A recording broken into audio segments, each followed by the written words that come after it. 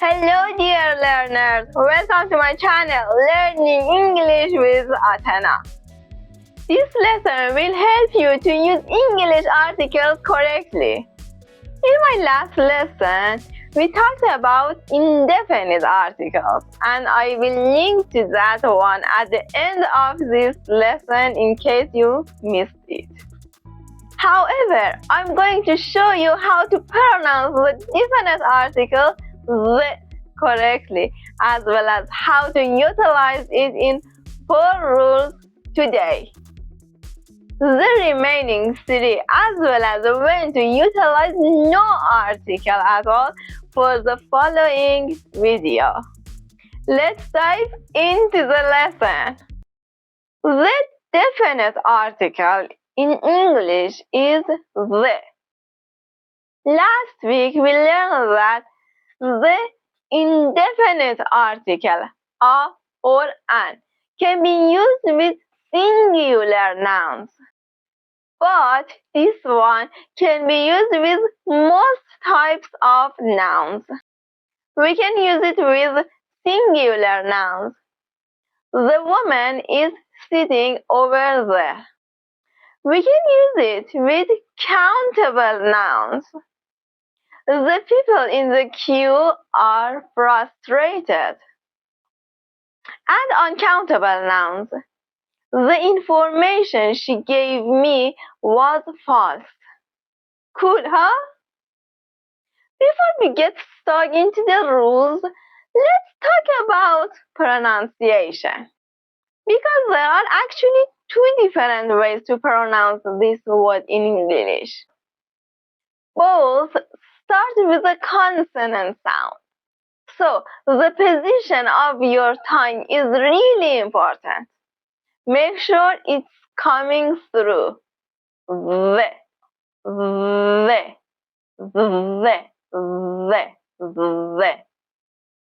It's a voice sound, so you should get the tickle on your tongue, that vibration, when you make this sound. So, the first way to pronounce it is the, with a schwa sound. The.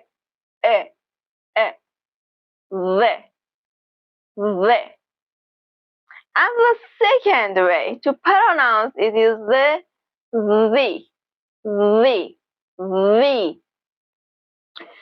But when do we use each sound? We use the before nouns that start with a consonant sound. The car, the unit, the bookshelf. The U in unit is a consonant sound at the start. It's pronounced unit, the unit. I want you to have a practice with me. The car, the unit, the bookshelf. So now, can you guess when we use we?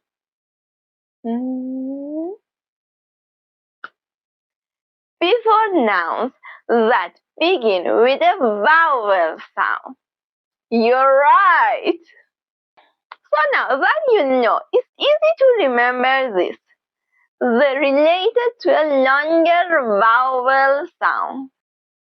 The apple, the elephant, the orange, the hour. Yes, we have the H consonant sound. That is silent. So the first sound that we hear in the word hour is a vowel sound.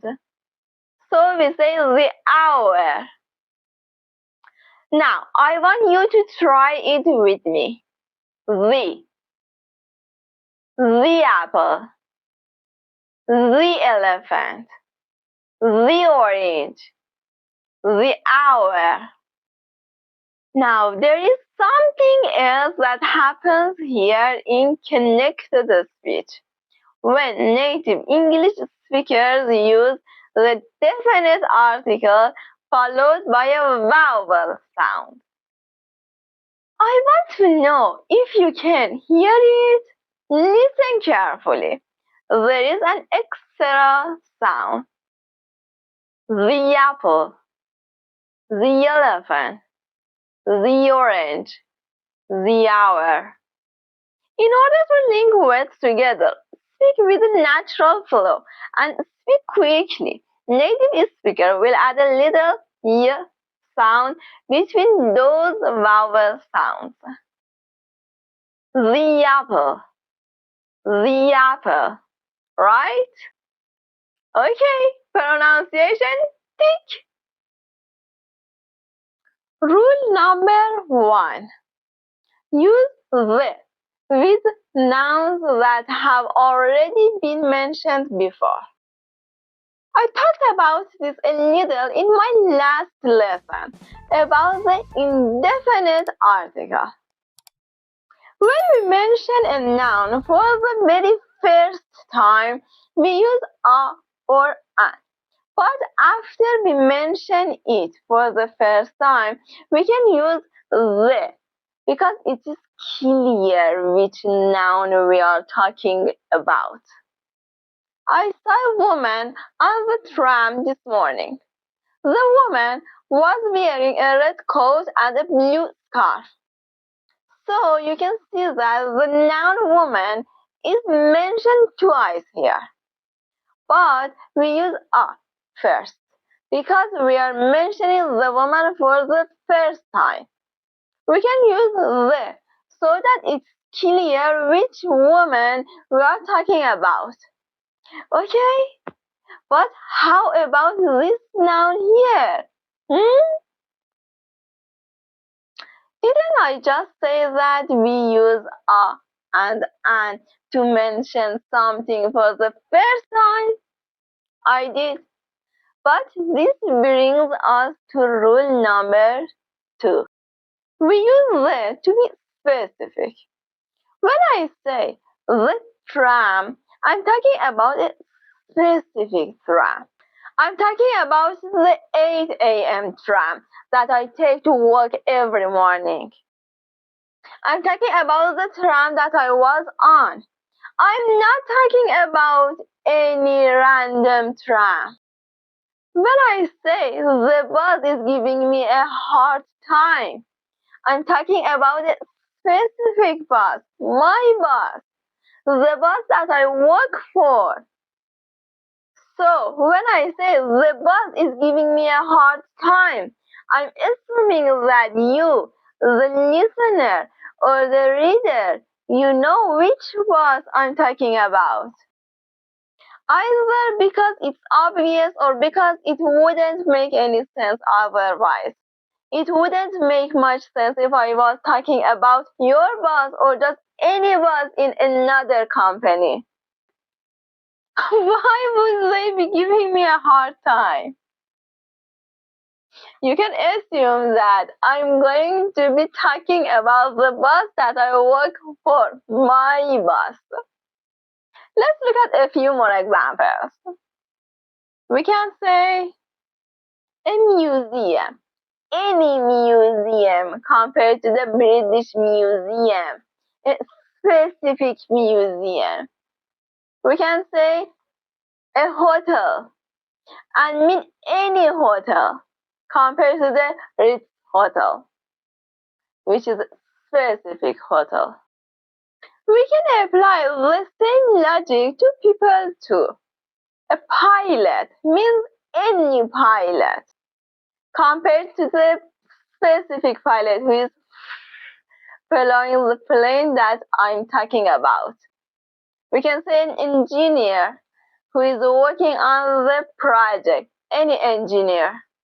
He is one of many. There are many engineers compared to the lead engineer. There is only one of them. The lead engineer is specific. You get the idea, right? We can also use the to talk about specific times of the day. The morning, during the afternoon, and the evening. But you need to watch out because for whatever means in English we say at night. We don't say at the night. Morning, evening, night.